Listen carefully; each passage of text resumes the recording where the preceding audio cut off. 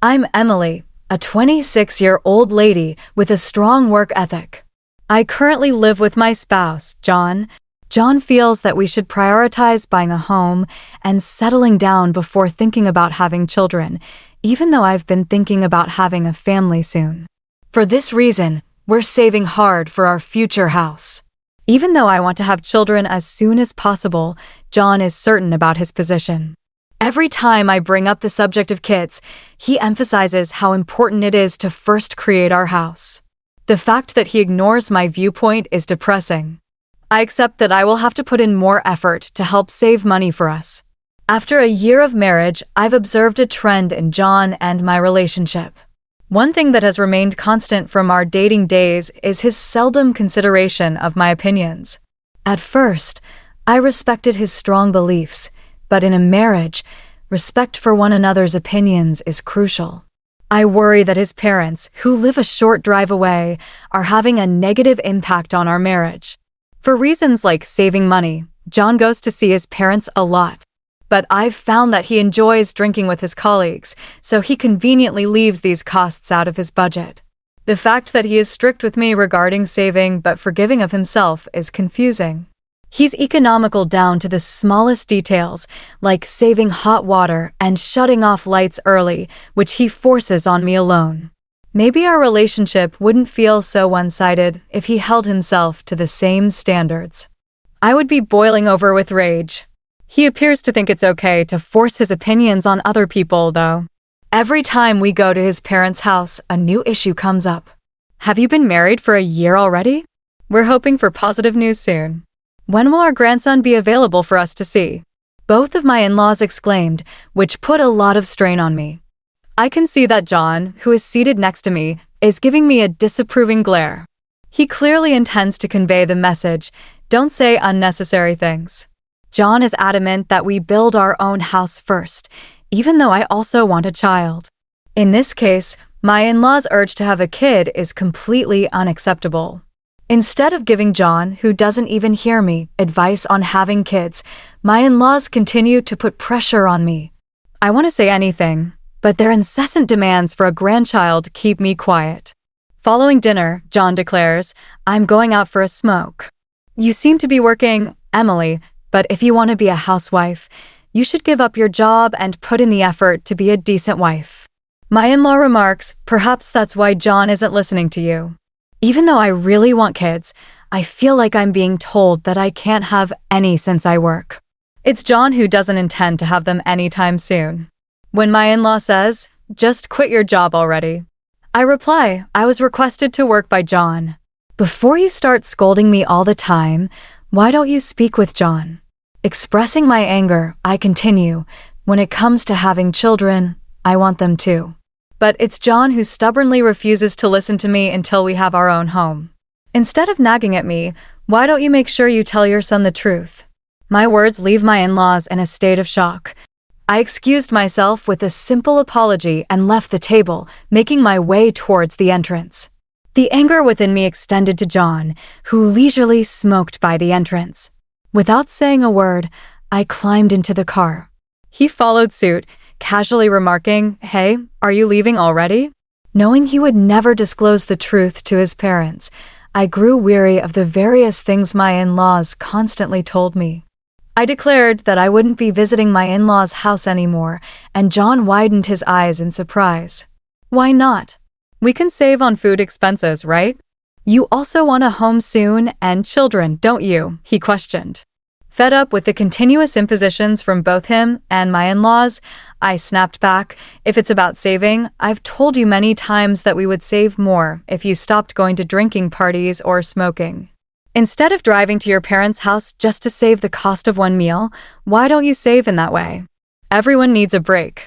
Expressing my frustration, I continued, you keep imposing things on me, like not using hot water and turning off the lights by 10 p.m. You think we can save money without sacrificing anything. If I have to go through all this trouble alone, then I don't need a home. I'm fed up with this. You never sacrifice anything yourself, but you're okay with imposing it on others. He seemed to downplay the situation, saying, it's not a big deal. But I countered, "No, it is a big deal. How much patience do you think I've had all this time?" Moreover, I was infuriated by his pretense in front of his parents, making it appear as if I were the reason we couldn't have grandchildren. I'm tired of being the only one asked to have grandchildren.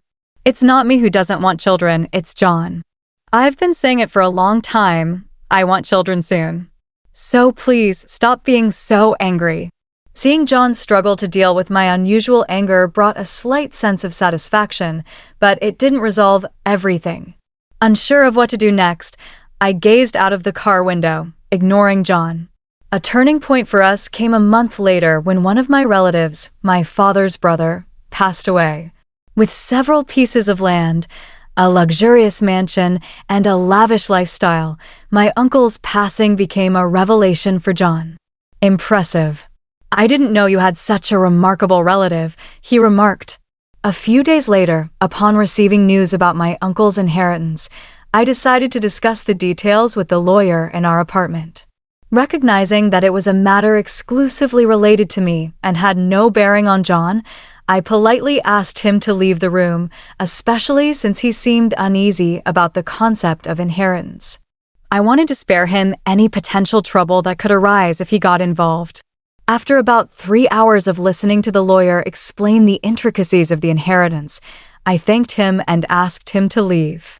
However, to my surprise, John, who had been at home earlier, was nowhere to be found. Assuming he had probably stepped out to avoid interrupting my conversation with the lawyer, I started preparing dinner. Little did I know, 3 months later, John approached me, expressing, "There's something I want to show you," and took me for a drive. Excitement welled up as we entered a residential area, but my confusion grew when the car parked in front of a certain house. John then pressed the intercom, and my in-laws emerged from inside. However, it was evident that this house was not their home. "You finally made it. When are you and Emily moving over here?" "We're thinking of moving in by the end of this month," announced my father-in-law. He continued blaming me for being a selfish daughter-in-law and accused me of always shifting the responsibility for having children onto John. I shot a disapproving glare at John, bewildered as to why he brought me here when I had clearly stated I wouldn't visit my in-laws anymore. Searching for an explanation, I questioned him, and he simply shrugged, stating, "Don't get so angry. If we live together, we can bridge the gap between you and my mom.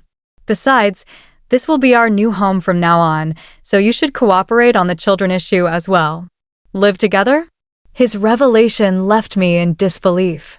I hadn't agreed to living with them, especially after explicitly stating that I wouldn't go to my in-laws' house anymore.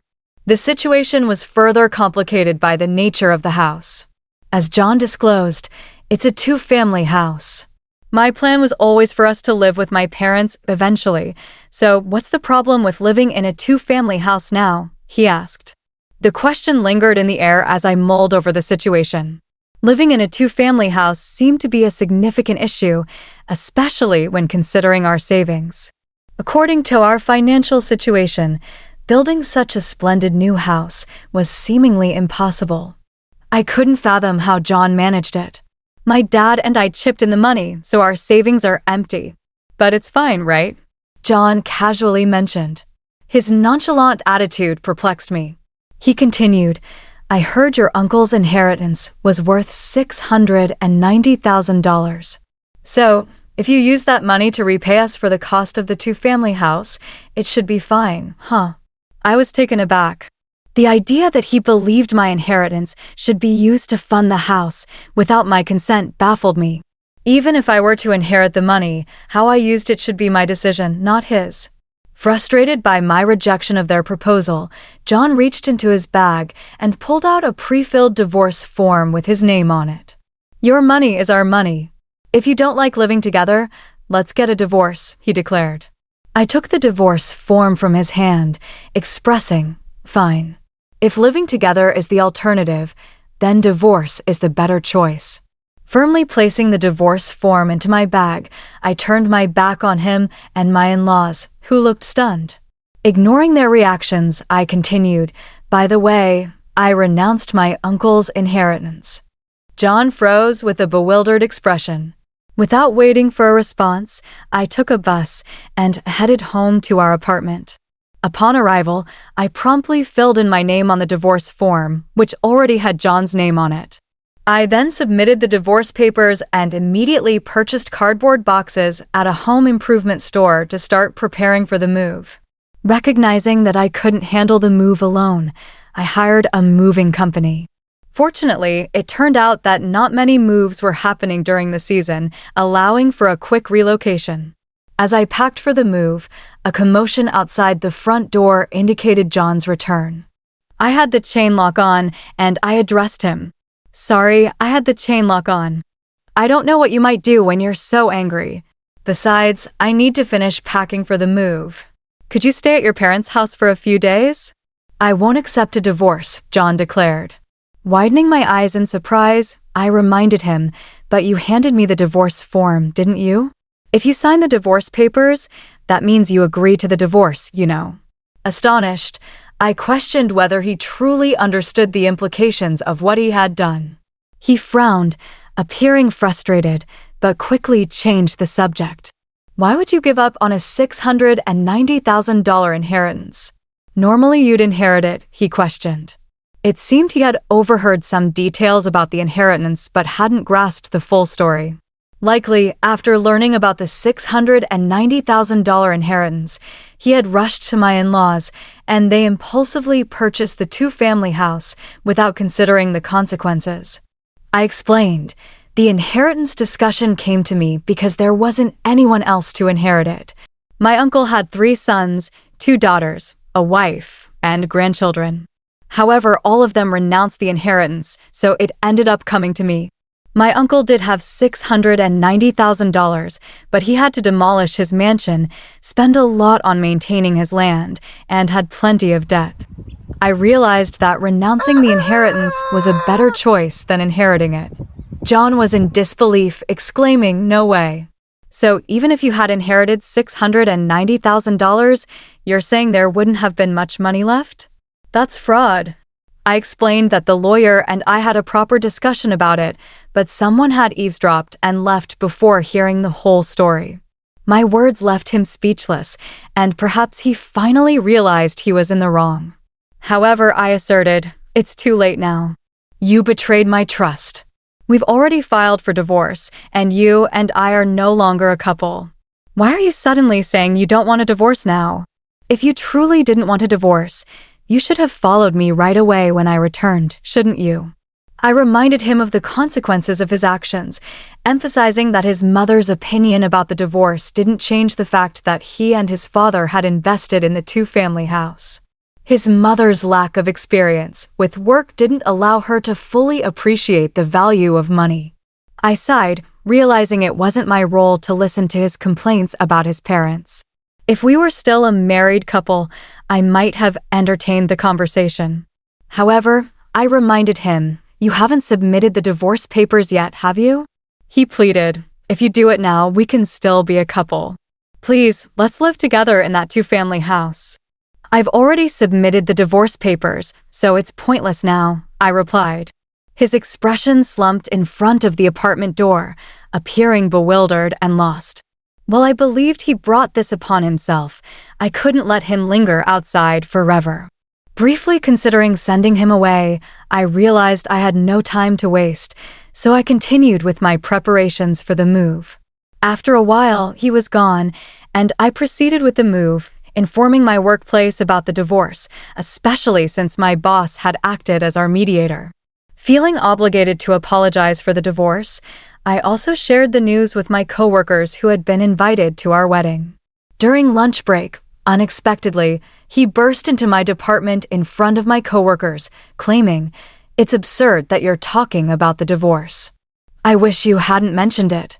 He disclosed the situation in his department, assuming I had inherited an estate and suggested buying a two-family house. When faced with the choice between divorce or living together, I chose divorce. Consequently, he found himself being avoided by everyone. I even received sympathy from colleagues. Eventually, he quit his job. During this time, a male colleague confessed to me, saying, I've actually liked you for a long time. I hope to build a home where we can communicate as a couple and work things out together.